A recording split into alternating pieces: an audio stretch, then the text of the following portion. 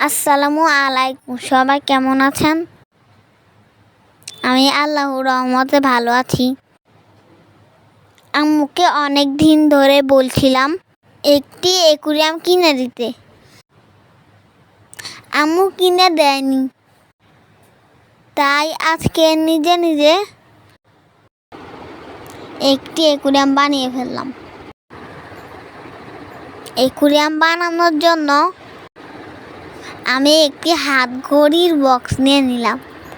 তারপর বক্সে দিয়ে দিলাম কিছু পাথরগুলি পরপর সাজিয়ে নিলাম। আমি এই পাথরগুলি বিভিন্ন জায়গা থেকে কালেক্ট করেছি। আপনারা খেয়াল রাখবেন বক্সটি যেন ফাটা না হয়। তারপর আমি পানি দিয়ে দিলাম,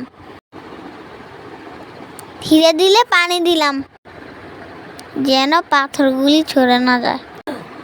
জীবিত মাছ না পেয়ে আমার খেলনা বল থেকে দুটি মাছ নিয়ে নিলাম।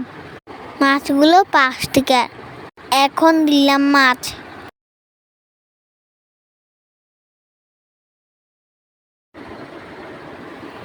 এই হচ্ছে আমার অ্যাকুরিয়ামের ফাইনাল রূপ।